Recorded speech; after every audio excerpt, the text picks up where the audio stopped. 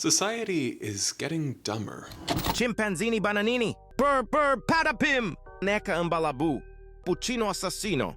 Tung tung tung tung tung tung tung tung tung sahur. Sorry to be so chalant, it's just, you've got a level 10, yeah, no glaze. IQ and critical thinking skills are in free fall.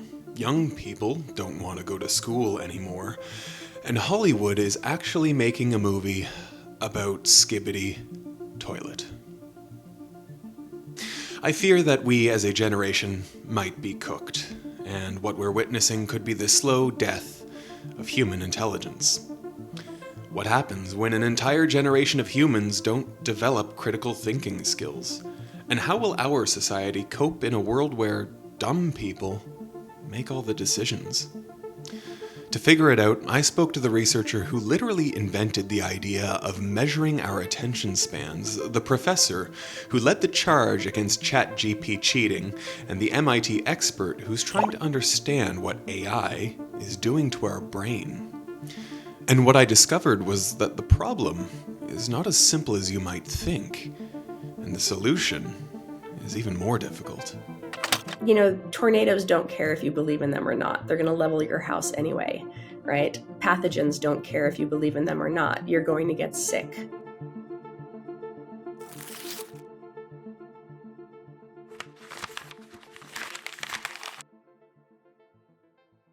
So, first things first, are we really getting stupider? It's so easy to be cynical and say the world is devolving into a real-life idiocracy. But, actually, it turns out there is evidence. You might even say proof, and it's pretty dramatic. Starting in the 1930s, for half a century, America's IQ rose steadily year over year. This phenomenon became known as the Flynn effect. Well, why? Greater access to education, but also improved access to healthy foods and reduced exposure to environmental elements harmful to our brains, like lead. But since the turn of the century, the tide has shifted drastically, resulting in what is now known as the reverse Flynn effect. IQ is in free fall not only in the US but across Europe as well. US high school math and reading skills have plummeted to all-time lows, and college students have been found to be less verbally skilled than their peers from 50 years ago.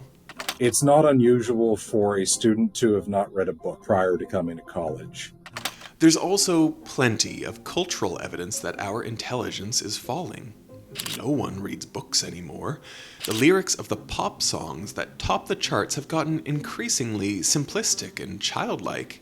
And our standards of entertainment in general have changed from this to, well, literal brain rot.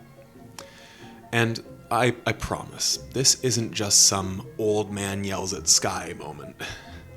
It would be easy to point out things like screen time and the internet for why we're getting dumber, but we've had pretty much the exact same reaction to every technological innovation, from excessive reading to the radio, the Walkman. In fact, for a moment, there were even fears that riding in cars could dangerously stretch your brain. Every smart device devised by man has been accused of robbing the youth of their native intelligence. But something today really does feel different, more transformative, more destructive, and that's not just a feeling. There's hard data to back it up. Critical thinking skills are in decline, and that decline is accelerating. All of this, in spite of the fact that people worldwide are far more educated than their grandparents and great-grandparents were.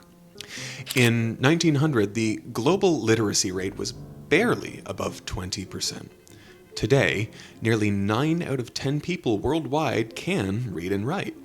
The average number of years a human being spends in school has ballooned over the last century. The world is indisputably more knowledgeable than it used to be. So, shouldn't there be some relationship between the amount of knowledge we possess and the amount of importance that we attach to said knowledge? Because Sadly, it seems to be the opposite. The value of education is falling drastically among young people. In fact, in just 6 short years, from 2018 to 2024, the percentage of American teens who considered going to college a priority dropped by almost 40%. And it's not hard to see why. When you look at previous generations saddled with student loans and unable to find jobs even with their degrees, while at the same time an endless array of seemingly self-made online entrepreneurs flaunt lifestyles and wealth beyond the wildest dreams of the average college grad, well, you can see why education starts to look like the worst bet. But even if traditional education has lost its allure, it doesn't explain why simple intellectual curiosity seems to have gone out the door as well. Well, now you are actually going to have to listen to my old man yells at sky rant. Because truly, your mum was right. It's that damn phone. Well, part of it.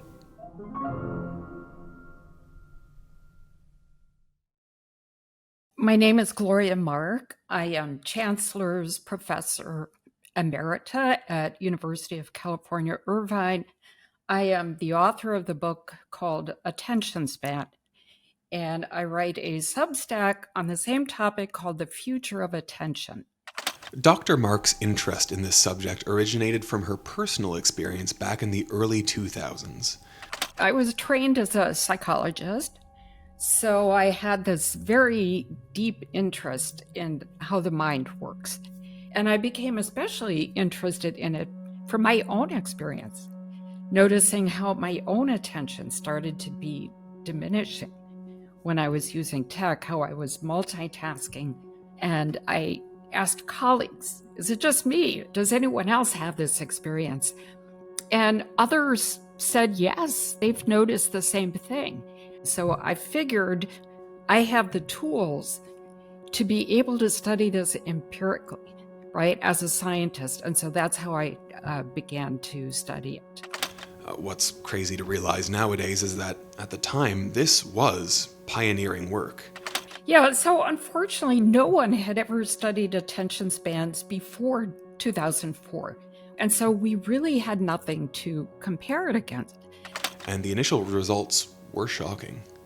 So what we found at the time was that people switched any activity on average every 3 minutes. But if we just looked at their attention on screens, they switched on average every 2.5 minutes. Now, at the time, this astonished me because I didn't expect, and I thought, well, maybe people might spend 15 minutes, maybe at worst 7-8 minutes, but I really didn't expect to see this kind of switching of attention on screens every 2.5 minutes on average. And it's only gotten worse.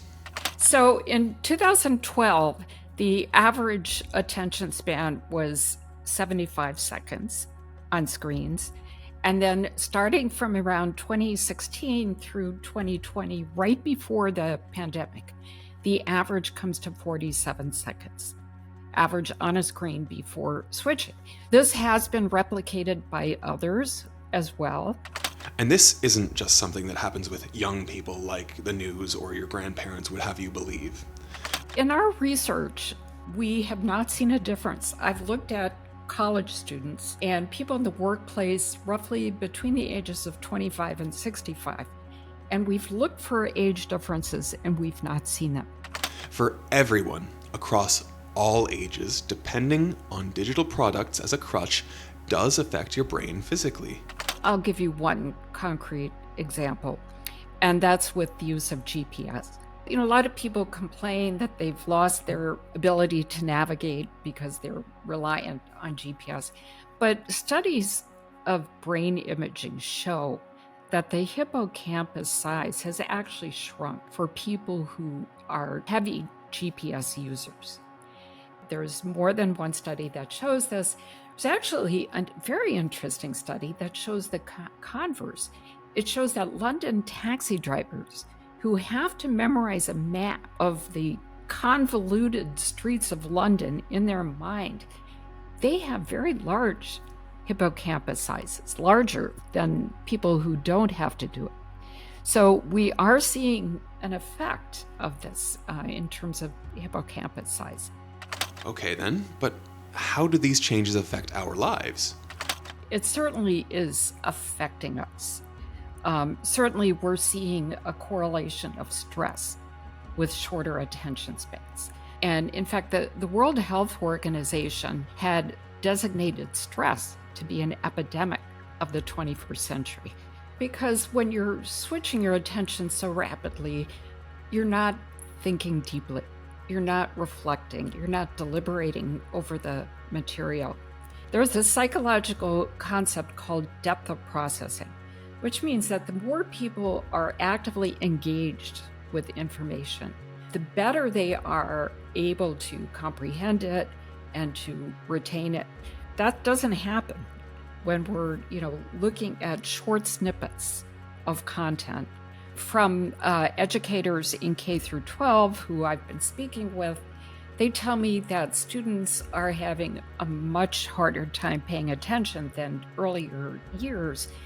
And so what they're doing is they're adjusting content to match shorter attention spans. I worry about a gradual shift in society to not only reinforce our short attention spans, but to accept them, that we're reaching a new level of normal where it's fine to have short attention spans. It's fine to not do the cognitive work to be able to learn something. And I really worry about the effects that this is going to have. No rational adult believes TikTok-style content is an acceptable substitute for real learning. But when generations of kids raised on YouTube Shorts make it to the classroom, what if that's the only thing their brains are capable of digesting? Is this the future of history class or biology 101? Smartphones and social media have been consciously engineered to demand our ongoing attention, not for long sustained periods of time, but in endless small bites. Endless scroll layouts create feeds that are easy to start but never actually end. Multiple apps, tabs, and devices encourage stop-start piecemeal multitasking.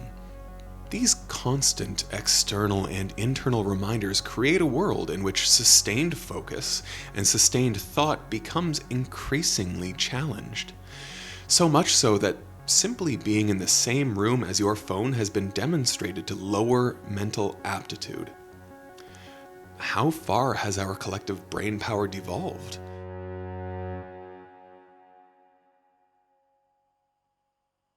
What happens to a society when too few of its citizens possess the intellectual curiosity and the mental stamina to seek out facts and evaluate objective truth?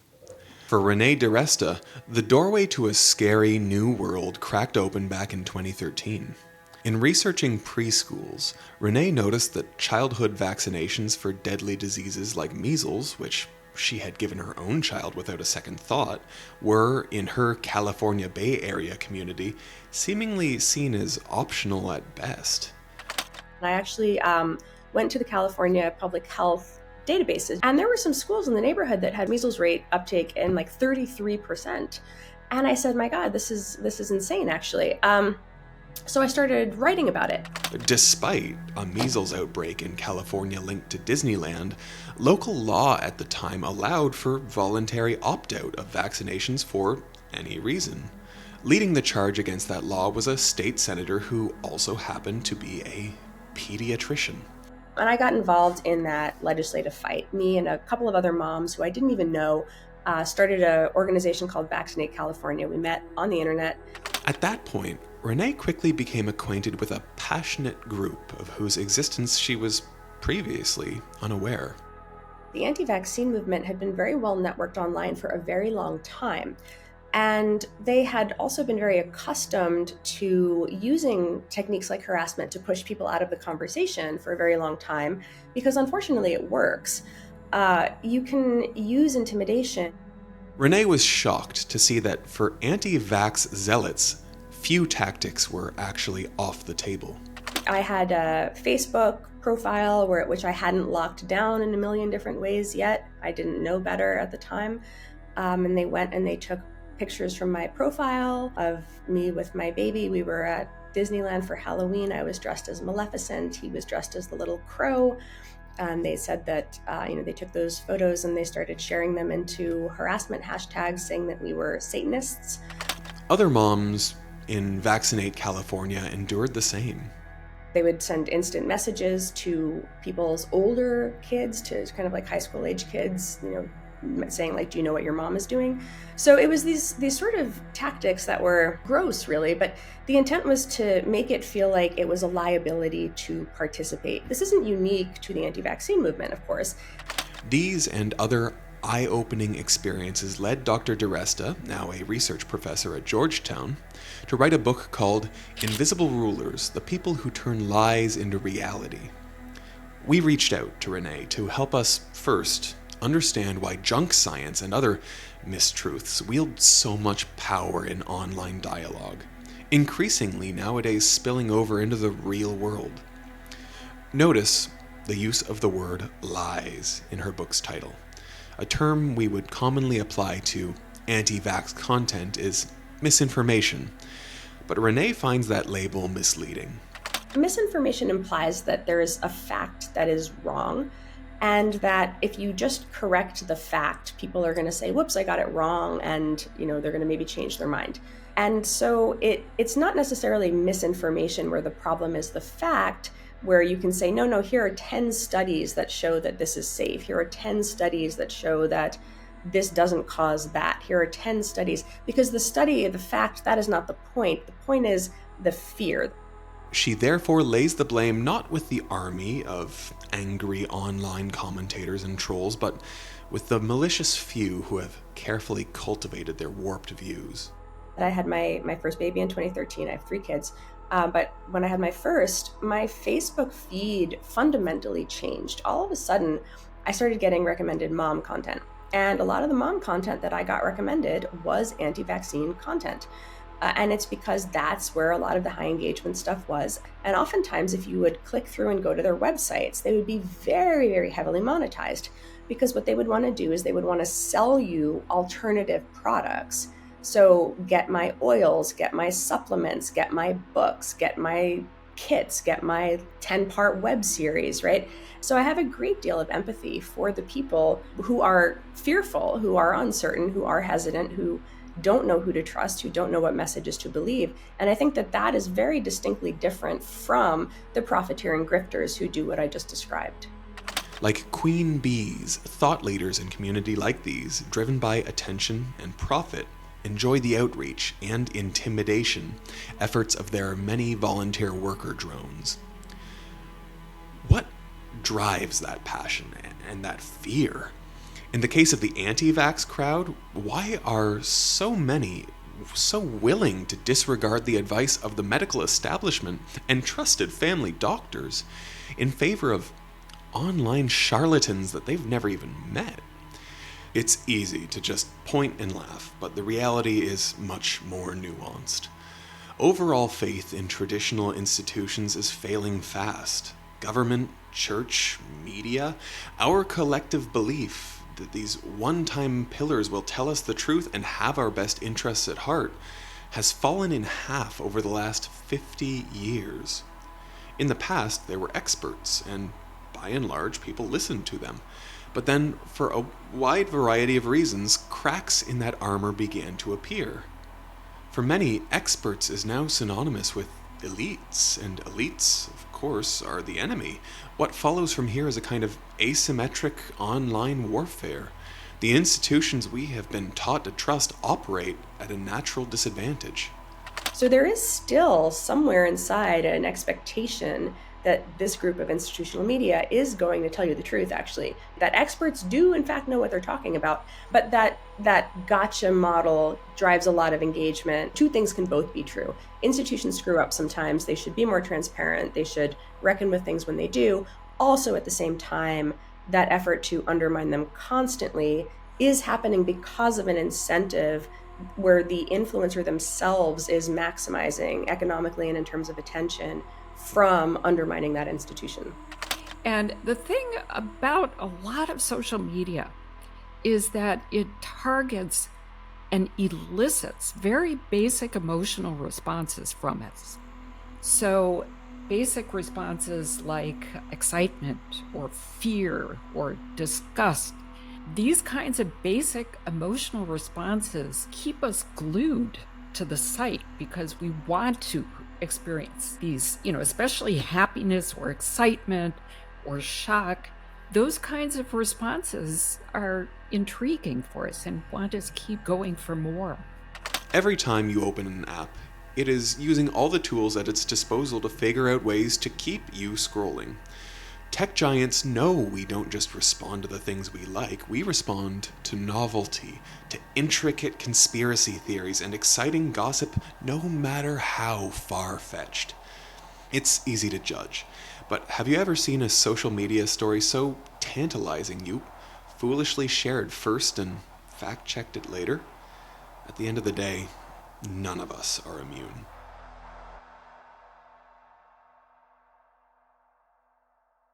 Unlike the vast majority of online content, real life is nuanced and complicated. The health of a society and a democracy depends on the voting public valuing and being able to employ logic. Logic means structured thinking. It is the very antithesis of going with your gut. The gold standard of logical and productive human thought is the Greek philosophy of epistemology. The idea is separate fact from belief. Fact is determined on the basis of establishing truth, based on credible evidence and the use of reason. In 1858, a series of famed debates between Senator Stephen Douglas and former President Abraham Lincoln involved whole towns full of ordinary citizens, many of them illiterate and uneducated, evaluating carefully constructed arguments and counter-arguments in events lasting 3 hours. Contrast the world in which Lincoln-Douglas debates were conducted with the 2024 US presidential election, the front lines of which were largely inflammatory TikToks and non-stop political memes. And that's not just politics. When all eyeballs are on short-form content, how is anyone supposed to convey more than the simplest thoughts and ideas? Scientists who hope to communicate their research and findings outside of their own specialized community have to settle for thoroughly dumbed down YouTube videos. But it's not just that we like our viral content short and sweet, it's also that comparing and contrasting competing information is mentally taxing. Many people, although they claim to be interested in the news and truth, are really just looking for something that hits them in the feels. In the online world, which increasingly seems like the only world that matters, bold and unambiguous sensationalist messaging is the ultimate recipe for reaching the widest possible audience. You'll sometimes hear it said that we live in a post-truth society. Well, the irony is that a world of verifiable truth to separate fact from fiction is rarely more than a Google away, unless you indulge in the most extreme conspiratorial thinking and believe little readily available online information can be trusted. The truth is out there, and it's usually not hard to find. This then is the real question. Why do people who care about spicy subjects rush to flood your feed with dodgy content but are never interested in taking a quick second just to see if any of it is actually true? Well, largely because deep down they're not looking for the truth. They're looking for arguments and evidence to confirm what they already believe. There's a sort of power that comes from embracing ignorance, or maybe just your own set of facts.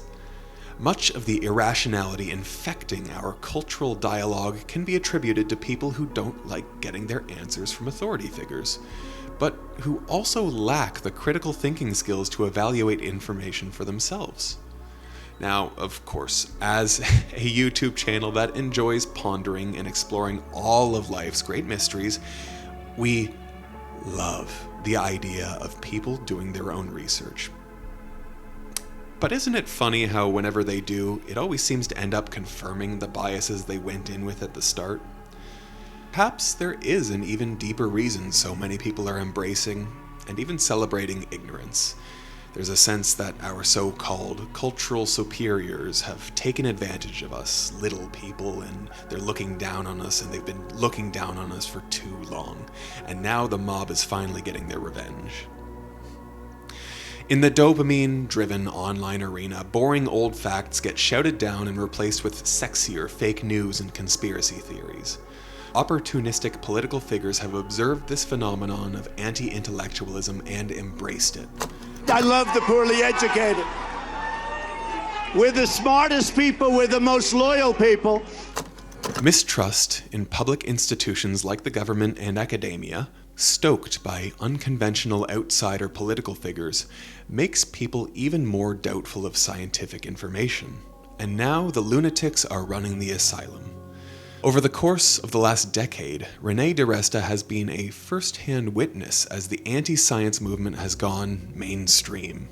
Robert F. Kennedy Jr. showed up to California to kind of fight with the anti-vaxxers to support in defense of measles, was kind of how I put it. But now he runs the CDC and Health and Human Services, right? As if we didn't already have it bad enough, in the last 2 years, that problem has gotten much, much worse.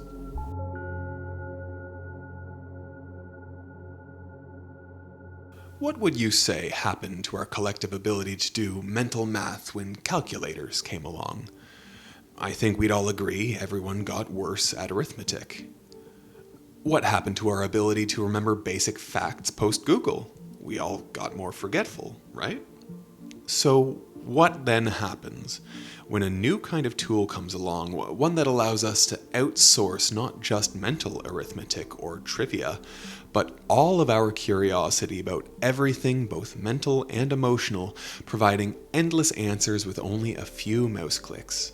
They started getting these emails saying, hey, I started using this tool called ChatGPT, and I think my memory became worse. So I can be like, hey, can we measure that? Enough? This new tool, right? It's barely 3 years old, barely, and it's been right now introduced in all of the aspects of our lives, everywhere, right? And so, of course, the question was naturally, okay, so do we actually know what's happening in the brain? No one really ran a study, so we decided to design one.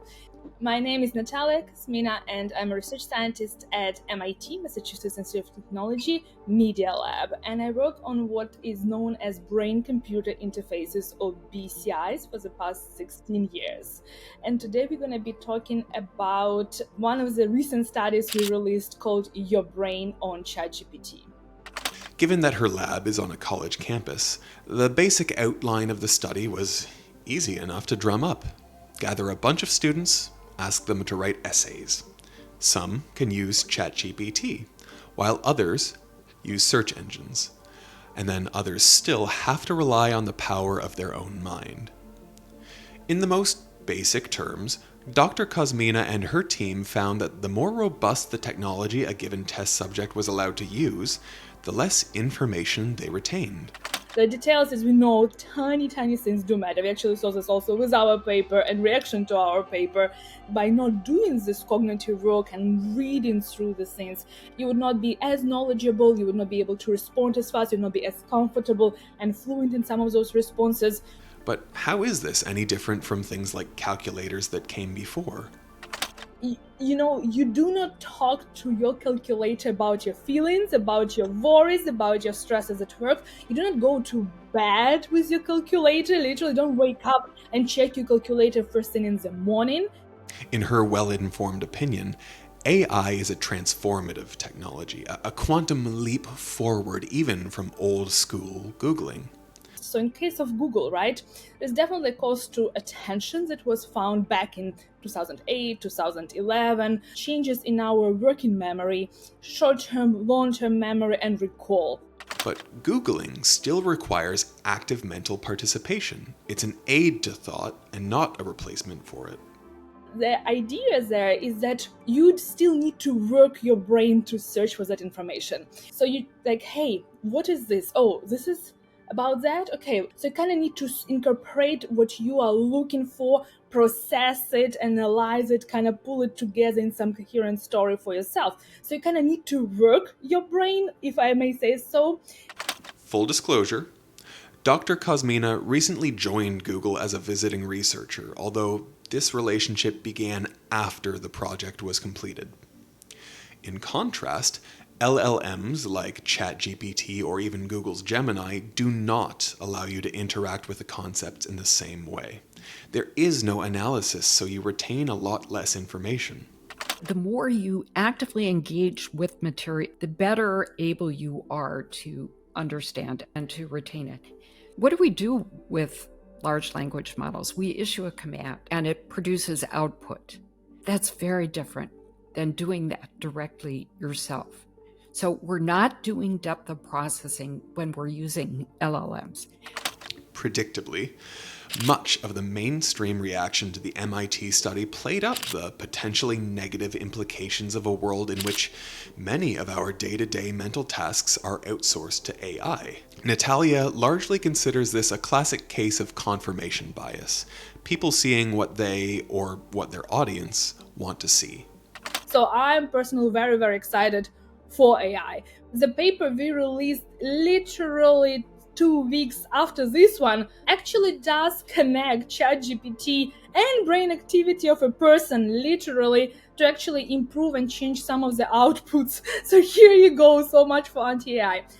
And like it or not, it's already here and it's here to stay, having insinuated itself into every corner of the online world.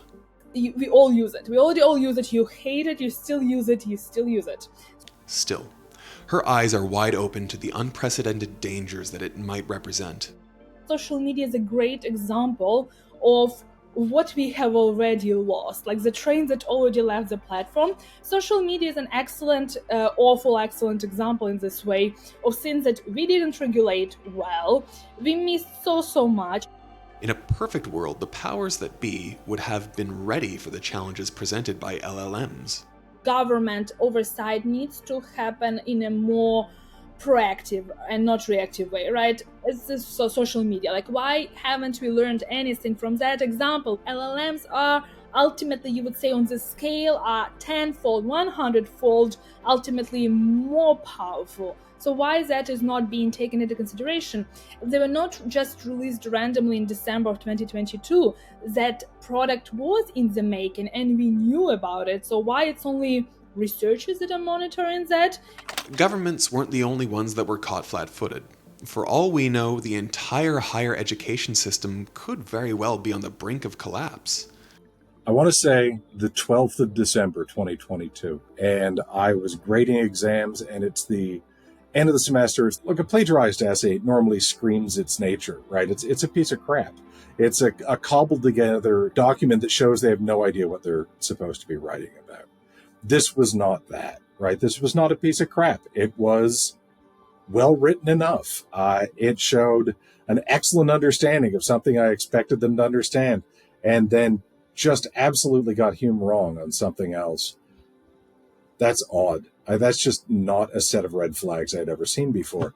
And I'd heard people talking about this ChatGPT thing on the internet, but I would say broadly and in general, we had no idea what it was capable of. So I turned to this AI thing. All right, what is this? And I played with it. And eventually I came out with something that was producing verbal quirks that looked very much like what this essay looked like.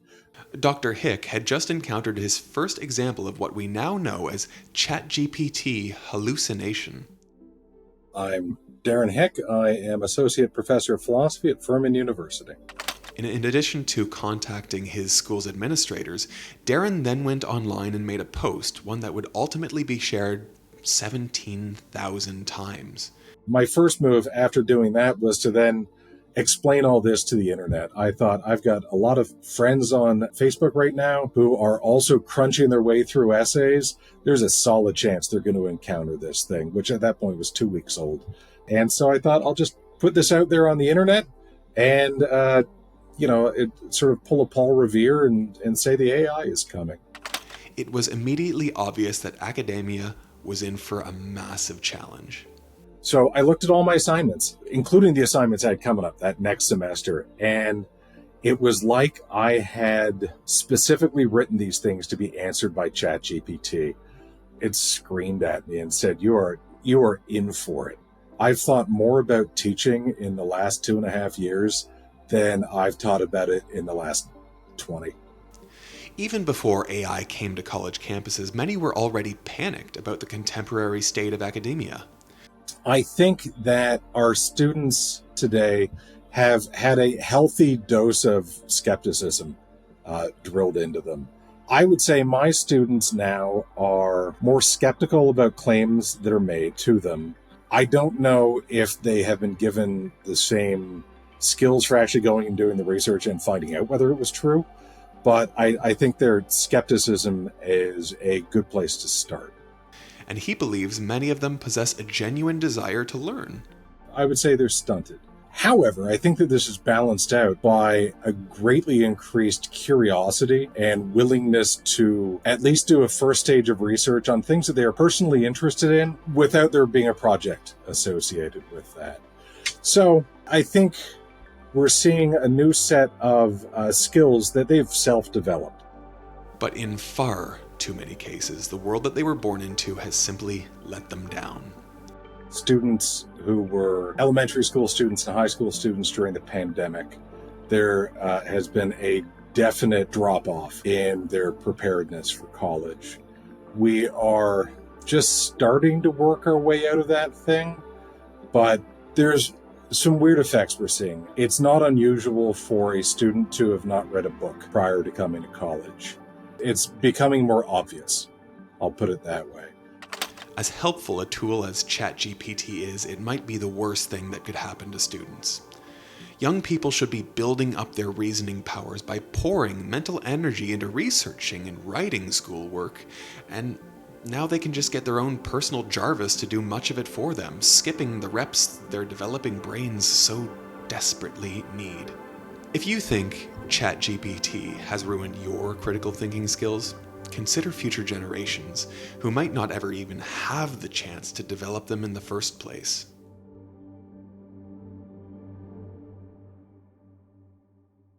We have entered truly uncharted territory, a brave new world. Here, it potentially could be a danger for the whole development of critical thinking. In the very beginning, right, think about it, you and me, we were born when LLMs were not a thing, right? So we developed the skill and ultimate skill to ask a question.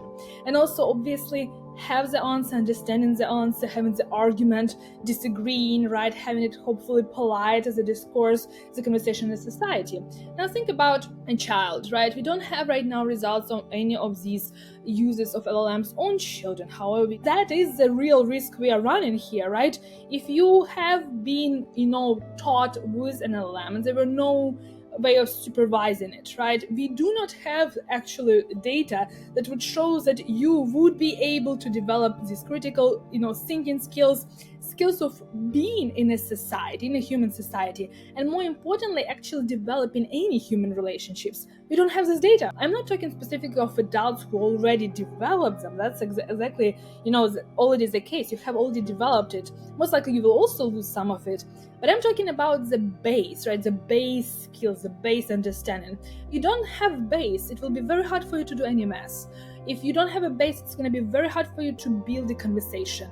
So the idea is that you would not be able to pull two words together, literally, and more importantly, you would not be able to build real human conversations and, more importantly, relationships, right? So all of this can actually be really, really devolving for our society, and that can actually happen within one generation, so very, very fast. And I'm pretty sure no one wants this, this devolution. This dark vision of the future does not seem all that far-fetched or even that far off. When OpenAI released ChatGPT 5, many people complained, not because AI was stealing their jobs, but because they felt that OpenAI was taking away their friend. The GPT-5 model was designed to be less friendly, and the outrage was so much that OpenAI had to reopen access to the older models because people were already too emotionally attached to it. It was so bad that Sam Altman had to make a statement that the parasocial bonds people were forming with ChatGPT was a pretty bad idea, and was moved to make an online statement detailing his discomfort with these parasocial bonds.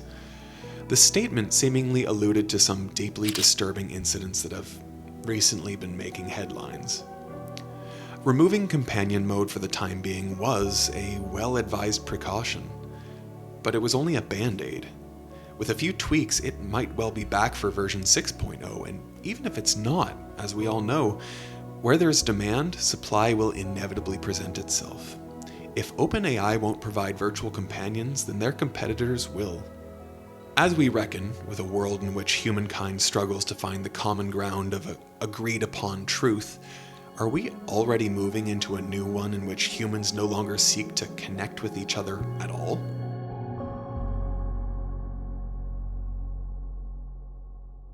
So, that's where we are.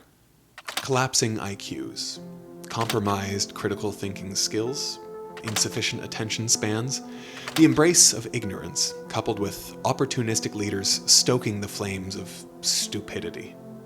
All of which is supercharged by information distributing systems that discourage deep thought and further alienate us from one another. It all sounds pretty dark. In the city of Trent, Italy, in 1475, a 2-year-old child has gone missing, and without evidence, a Franciscan preacher named Bernardo de Feltre seized the opportunity to spread anti-Semitic hate, accusing the local Jewish population of unaliving the child and drinking its blood. Moving swiftly and decisively, the Pope denounces the story, but he's completely ignored. A local politician orders a roundup of the entire city's Jewish population. Dozens are tortured. 15 of them are burned at the stake. And all the while, the Pope, traditionally held up as the messenger of God's will on earth and an authority on the level of kings, is helpless to stop the madness. Why? 40 years earlier, in Germany, Johannes Gutenberg had invented the printing press. Almost overnight, sensational handbills became ubiquitous throughout Europe. Propagandists competed to see who could spread the most effective gossip, hearsay, and slander. Local populations were intoxicated by the steady stream of inflammatory content, distrust of powerful figures like the Pope, who had previously controlled the flow of information from the top down and abused their power at the expense of the peasantry, made common people all too eager to believe alternative facts that fed into their worst prejudices. Too few were able to truly comprehend that just because something was printed on a piece of paper did not mean it necessarily contained the truth. Now, after I've said all of that, does it sound familiar at all? Political influencers are the modern analog of the authors of these inflammatory handbills. No one really knows what happened to that abducted child. The only certainty is that Father Feltre's hateful accusations weren't true, and yet the child, named Simonino, was canonized as a martyr of the Christian faith at the hand of bloodthirsty infidels. He remains a saint to this day, over 500 years later. Proof that fake news can sometimes have real staying power. But here's the silver lining. This whole episode was arguably the darkness before the dawn. While Gutenberg's printing press supercharged the dissemination of dodgy info, it also helped spread new religious and philosophical ideas previously unavailable to the common man. No medium of communicating information is inherently good or bad, it's just what we make of it. And ultimately, Gutenberg's printing press is mostly associated with the good it did and the movement that it enabled. That's the kind of movement we could use right now. A new enlightenment.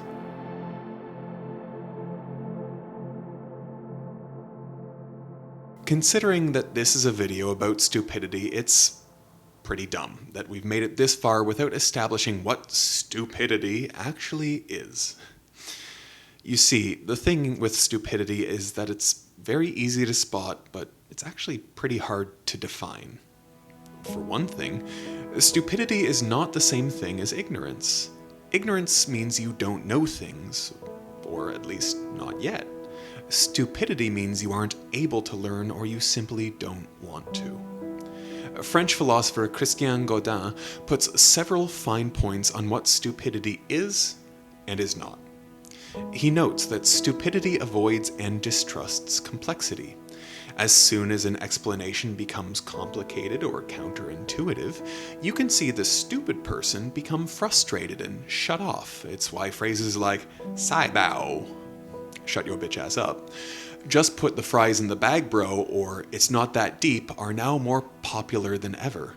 No one wants to engage in critical thinking or any sort of complex discussion. Stupidity dislikes change and the unfamiliar. It puts faith in stability and what it knows, and views the unknown with suspicion, derision, and fear. When confronted with disagreement, stupidity resorts to mockery. Stupidity finds comfort in blindly following rules and sticking with herd mentality. Godin also notes that very few people think they're stupid, and indeed, that being blind to one's shortcomings is an easy tell that someone lacks true intelligence. Swedish professor Sverre Spultra agrees, pointing out that paradoxically, feeling stupid can often be a sign of intelligence. Many stupid people assume that they have everything figured out. Smart people are aware of the holes in their knowledge and, rather than feeling insecure and threatened because of them, are motivated to fix them and overcome them. No one knows everything, and no one holds the correct opinion on every issue, large or small. One of the smartest things you can do is to maintain the humility to accept that everyone, including, yes, ourselves, is stupid in some way. A 2015 study of everyday instances of stupidity assigned the highest order of stupidity to what you might call confident ignorance, believing that you are the smartest person in the room and, acting on that belief, revealing yourself to be the dumbest. Here's an example.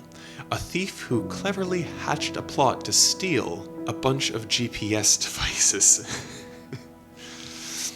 This link between high confidence and being blissfully unaware of one's own ignorance leads to what is known as the Dunning-Kruger effect, which explains the dumbest voice in the room is often the loudest.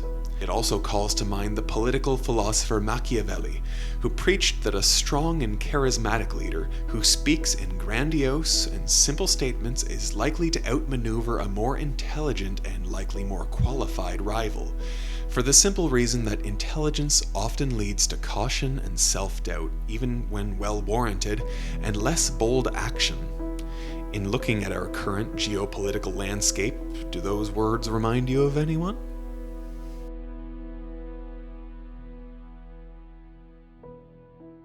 Perhaps in some small ways, the tide against ignorance and unfettered distraction is already turning. The first step in fixing a problem is always simply recognizing and acknowledging that it exists.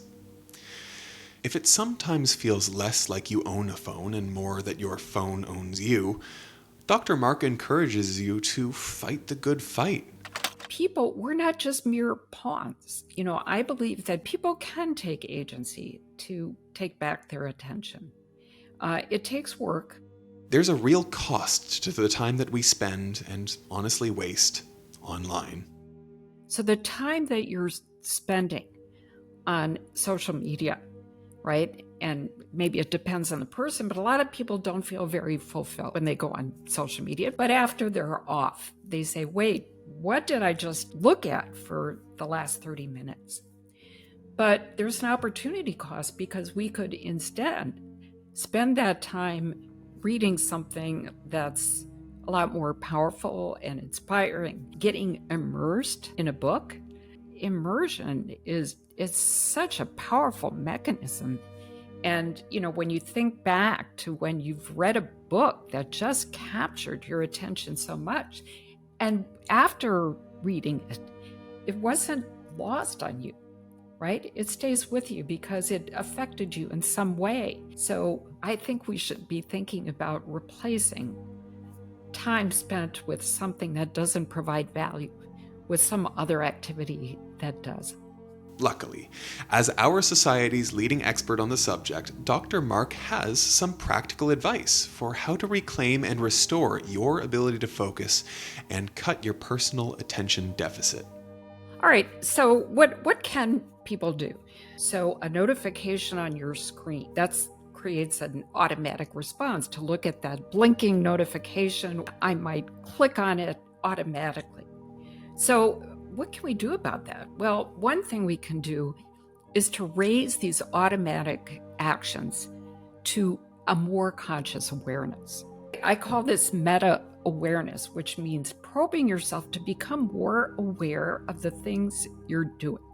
So every time I have an urge to go to read the news, I'll stop myself and I'll probe myself. Do I have to read it right now? Why do I have to read it?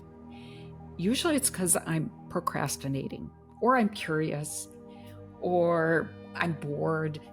But that question causes me to reflect. It makes me more conscious of my actions. When you're more conscious, you can be more intentional. When you're more intentional, you can form a plan.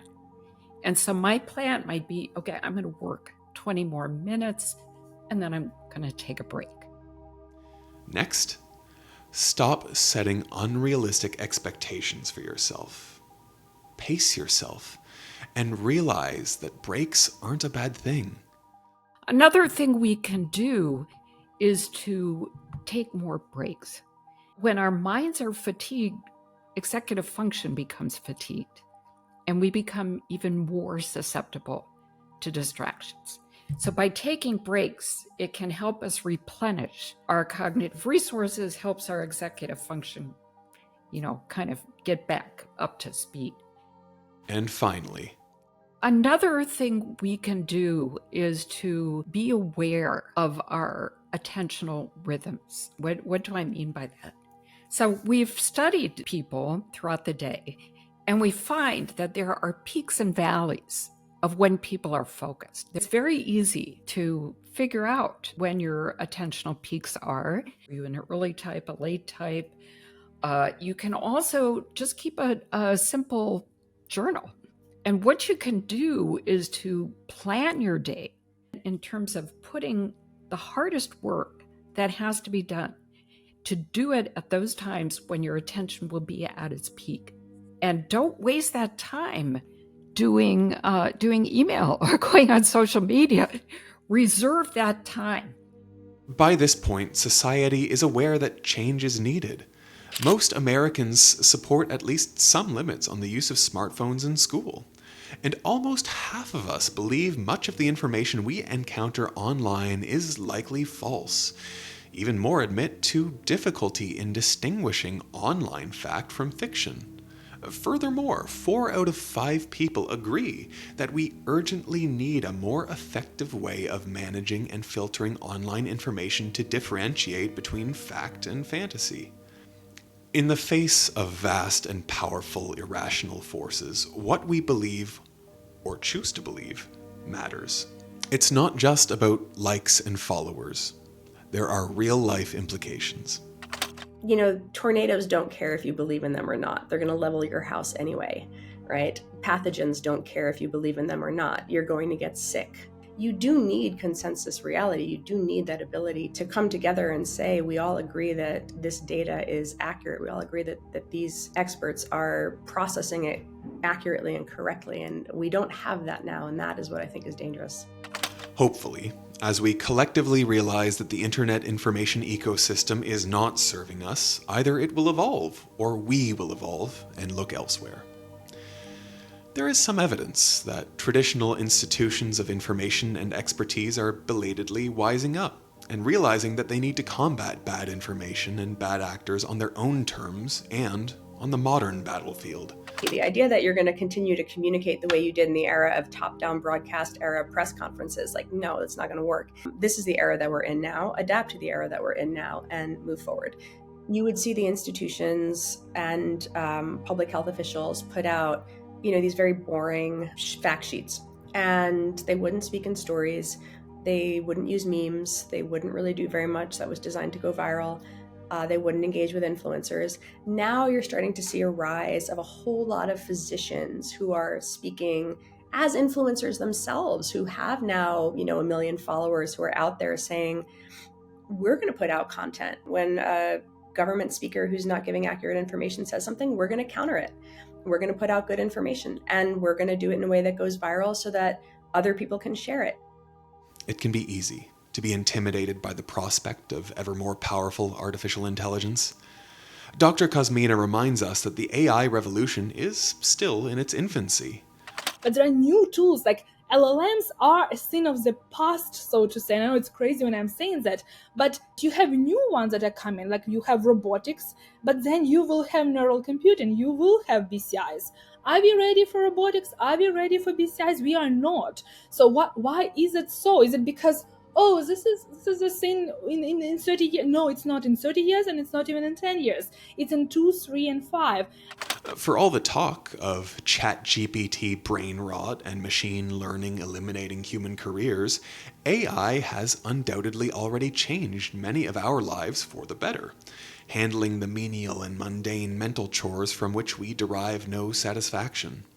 But what else will it become? Many fear AI will someday surpass and render unnecessary mankind's more elevated pursuits. Perhaps it will make human-created art look primitive and uninspired. But if history is any guide, it will just as likely provide us with tools to take our own creative expression to new heights, just as cameras, digital musical instruments, and so many other innovations, each derided as the death of human art on their arrival, did in the past. We hold the keys. We are the drivers. Each of us votes for the kind of world that we want to live in with every click and keystroke. Far-fetched dystopian fantasies aside, artificial intelligence will likely only become as helpful or destructive as we human beings allow it to be, through the choices about when and how we use it and allow our children to use it. Likewise, we hold the keys to the intellectual future of our species. The phrase, doing your own research, has come to function as shorthand for the worldview of people who are hostile to actual facts. I think a lot of the times that phrase has come to mean, I Googled for the things that I already wanted to believe. That's where you get into trouble, right? When that turns into a reflexive, contrarian distrust for every institution out there, that's where I think you start to have some problems. But ironically, a big part of the solution to the problems that we collectively face lies in our collective willingness and ability to do our own research, only to do it the right way.